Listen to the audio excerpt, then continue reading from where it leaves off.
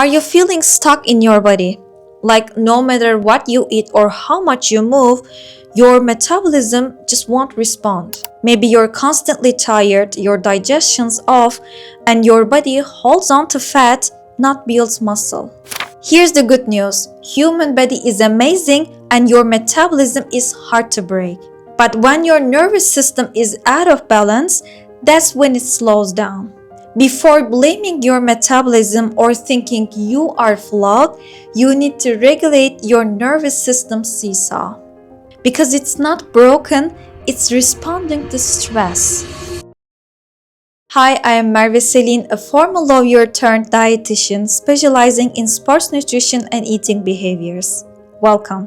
In this video, we're gonna explore how your nervous system affects your metabolism and how to regulate it so your body runs like a powerful, well-oiled machine. Okay, before taking action, let's understand our bodies.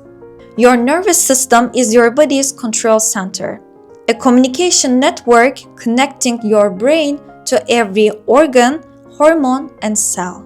It perceives messages on the outside and regulates the inside accordingly. There are two main branches: sympathetic nervous system, which is your fight, flight, or freeze mode, and parasympathetic nervous system. This is your rest, digest, and repair mode. They are not on and off switches. They work like a seesaw. When one side rises, the other naturally lowers. A healthy metabolism needs both, shifting smoothly between activation and recovery. But when life gets stressful, deadlines, emotional pressure, lack of sleep, undereating, anything our bodies perceive as a threat, the seesaw tilts too long towards stress side. And congratulations, that's when your nervous system flips into survival mode. When we are stressed, we release stress hormones, mainly adrenaline and cortisol. These hormones raise blood sugar, quickening our heartbeat and increase alertness. That's perfect when we are running from a real danger. We need fast energy, like running from a bear or tiger. But the problem is, when stress becomes chronic, our bodies get stuck in that danger chemistry. And here's what happens metabolically. Cortisol keeps blood sugar elevated to prepare for emergency energy use. Over time, cells become less responsive to insulin, which can increase fat storage, especially around the belly. Thyroid function slows down, less conversion of T4 to active T3, so your metabolic rate drops. Digestion slows because blood flow is redirected to muscles, not your gut. Recovery and repair pause because your body doesn't prioritize building muscle or burning fats when it's trying to survive. So the body starts conserving energy instead of burning it. Because your nervous system perceives the life stress as if it is a tiger, and it keeps the alarm on. Can you imagine trying to digest your lunch while running from a tiger? That's exactly how your body feels when you're under chronic stress. Acute stress is necessary and helpful. It's a mechanism to protect us. But when the seesaw gets stuck on that fight or flight side, metabolism downshifts. Dysregulation occurs when the body begins to perceive danger in everyday life. It's like our alarm system forgot how to turn off. Sometimes these patterns form from years of stress, unpredictability, or emotional exhaustion. Even early experiences like childhood traumas, failures in tasks, disappointments can teach us our body one message. The world is not safe, we have to stay on guard. And that message doesn't just live in our thoughts, it lives in our biology, in our chemistry. It quietly shapes how we eat, sleep, recover, how we take care of ourselves. For some people, food becomes comfort, a way to create safety, so they overeat. And for others, restriction and control over food becomes a way to feel safe. Different behaviors, but the root is same. Your body doesn't trust that there is enough. Enough food, enough rest, enough security, or you are enough as a person. And when we lose that trust in ourselves, in life, or in our abilities to handle challenges, our nervous system stays hypervigilant. And a hypervigilant body doesn't burn freely, it holds tightly. So before we ask our metabolism to speed up, we have to show our bodies that is safe. I hope I was able to convey my message properly. The real issue is not a slow metabolism, it's a lack of trust. Your body is doing exactly what it's designed to do, protecting you. It slows down to conserve energy because it doesn't trust that there is enough. The moment your body starts trusting that there is enough, that's when it opens up again. That's when digestion improves, hormones balance, and metabolism speeds back up. Your metabolism doesn't need more punishment from you. It needs reassurance. And safety is metabolism's accelerator. Okay, if we understood what is going on in our bodies, now let's talk about how to rebuild that sense of safety, a foundation of a healthy metabolism. Here are 5 practical tools that you can start using today.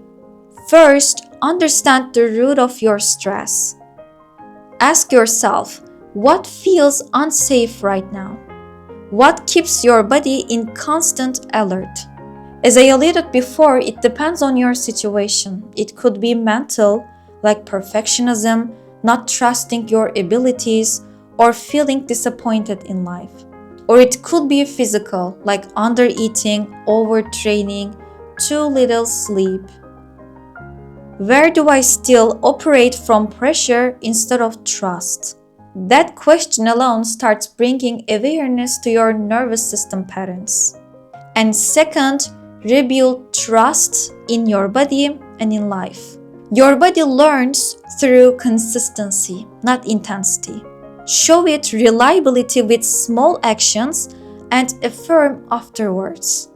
Each time you keep a promise to yourself, like making a balanced choice for breakfast, completing a task, when you check those boxes of small actions, you're telling your body, you can trust me. We are safe now. Third, of course, as a dietitian, I was gonna say that nutrition. Food is more than just fuel.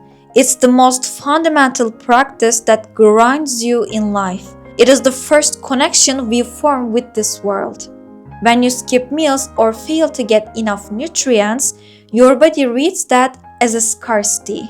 Regular balanced meals teach your body that energy is available, so we don't have to preserve it. So optimally focus on protein for satiety, fiber for gut microbiota, healthy fats for hormone balance, and complex carbs for steady energy.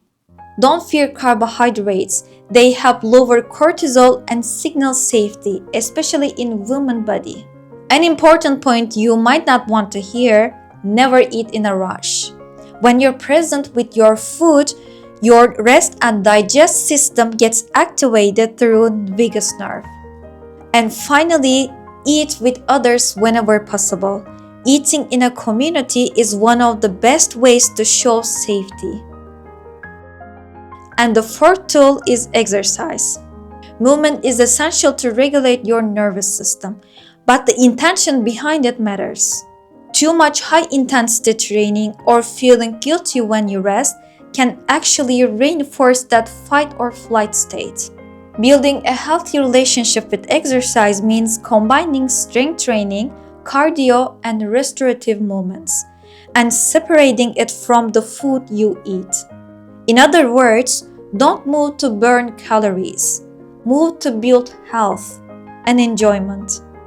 Especially in women, the body is more sensitive to energy availability.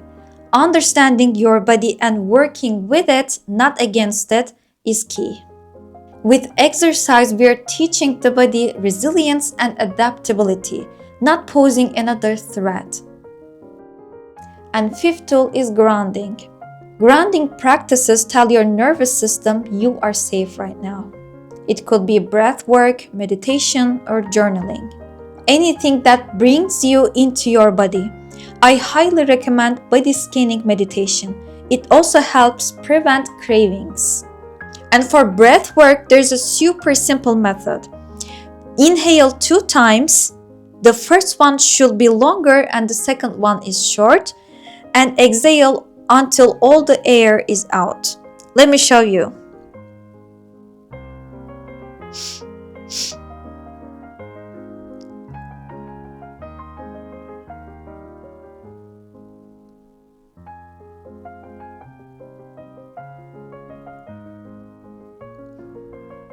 Okay, all air is out.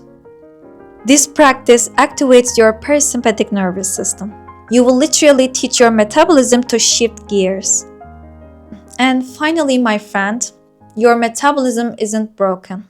It's responding to how safe your body feels.